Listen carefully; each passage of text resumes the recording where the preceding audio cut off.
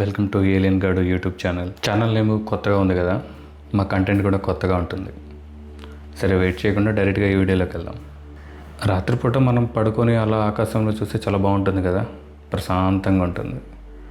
కానీ అలా చూస్తున్నప్పుడే మళ్ళీ చాలామందికి ఒక డౌట్ వస్తుంది, అరే ఈ విశాల విశ్వంలో మనం మాత్రమే ఒంటరిగా ఉన్నామా, మనలాగా వేరే వాళ్ళు అక్కడ ఎవరైనా ఉన్నారా, ఉంటే వాళ్ళు ఎలా ఉంటారు, ఎక్కడ ఉంటారు అనే ఒక డౌట్స్ అయితే వస్తుంటాయి కదా. అసలు ఆ డౌట్ ఆడడం తప్పలేదు. ఎందుకంటే చిన్నప్పటి నుంచి మనం విన్న థియరీస్ కానీ, మనం చదివిన స్టోరీస్ కానీ, మనం చూసే మూవీస్ వల్ల కానీ ఎక్కువ మంది ఏలియన్స్ ఉంటారని గట్టిగా నమ్ముతారు. అలాగే నమ్మని వాళ్ళు కూడా ఎక్కువ ఉన్నారు. ఈ వీడియోలో ఏలియన్స్ ఉండకపోవడానికి ఎక్కువ ఛాన్సెస్ ఉన్నాయని మనం ఒక 5 పాయింట్స్ డిస్కస్ చేద్దాం. Point number 1, size of universe. మనందరికీ తెలుసు ఈ యూనివర్స్ చాలా పెద్దదని.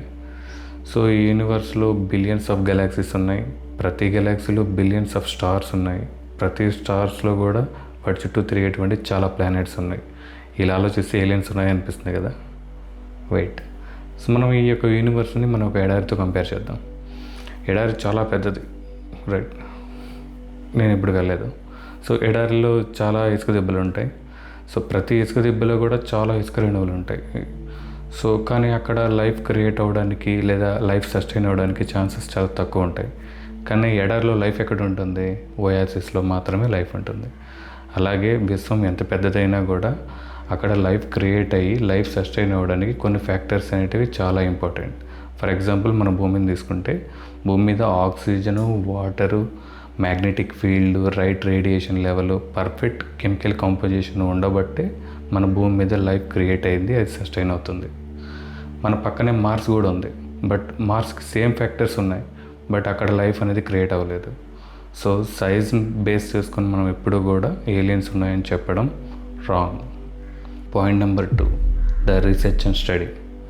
లాస్ట్ 60 ఇయర్స్గా మన సైంటిస్టులు అడ్వాన్స్ ల్యాబొరేటరీని బిల్డ్ చేసి ఆకాశంలోకి పవర్ఫుల్ సిగ్నల్స్ని మనం సెండ్ చేస్తున్నాం.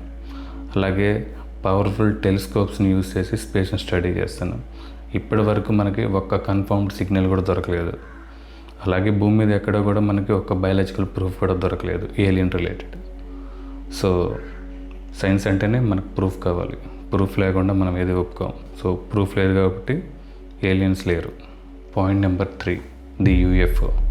మనందరికీ తెలుసు యూఎఫ్ఓలు అంటే మనందరికీ ఎక్కడ లేని ఎగ్జైట్మెంట్.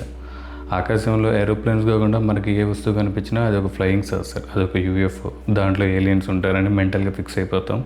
ఆ తర్వాత కొన్ని ఎడిటింగ్ చేసిన వీడియోలు కానీ లేదా కొన్ని బ్లర్గా ఉండేటువంటి వీడియోలు కానీ ఇంటర్నెట్లో ప్రత్యక్షమవుతాయి. అవన్నీ చూసి మనంతో ఎగ్జైట్ అవుతాం.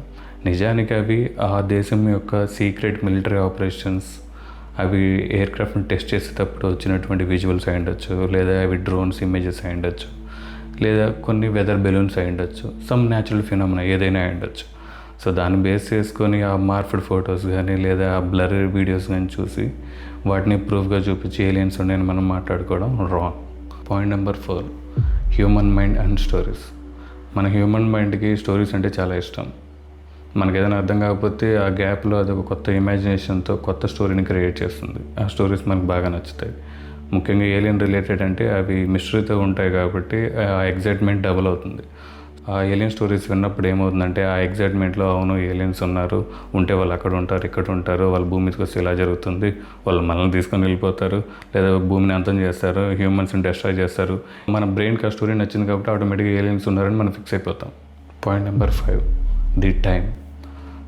ఈ యూనివర్స్ యొక్క ఏజ్ అరౌండ్ 13 బిలియన్ ఇయర్స్ ఉండొచ్చు. దాంట్లో హ్యూమన్ ఎగ్జిస్టెన్స్ అనేది మేబీ ఒక రెప్పపాటు క్షణానికి సమానం. ఇంత ఏజ్ ఉన్న యూనివర్స్లో ఏలియన్స్ ఎప్పుడో ఉంటే వాళ్ళు ఎప్పుడో అంతరించి కూడా పోయి ఉంటారు. మన భూమి మీద డైనోసార్స్ ఎలా అయితే పుట్టి అంతరించిపోయాయో, మన సివిలైజేషన్స్ ఎలా అయితే అంతరించిపోయాయో, సేమ్ ఏలియన్స్ కూడా ఎప్పుడో అంతరించిపోయి ఉంటాయి. మీరు అనుకున్నట్టు కరెక్టే, మనమే ఫస్ట్ ఏలియన్స్. ఏలియన్స్ లేరు, ఏలియన్స్ రారు, మనమే ఏలియన్స్. అందుకే నా ఛానల్ పేరు ఏలియన్ గార్డ్గా పెట్టాను. మీకు ఈ వీడియో నచ్చితే లైక్ చేయండి, షేర్ చేయండి, సబ్స్క్రైబ్ చేయండి. ఏలియన్స్ ఉన్నాయో లేవో కామెంట్ చేయండి. మరో ఇంట్రెస్టింగ్ వీడియోతో మళ్ళీ కలుద్దాం. బాయ్.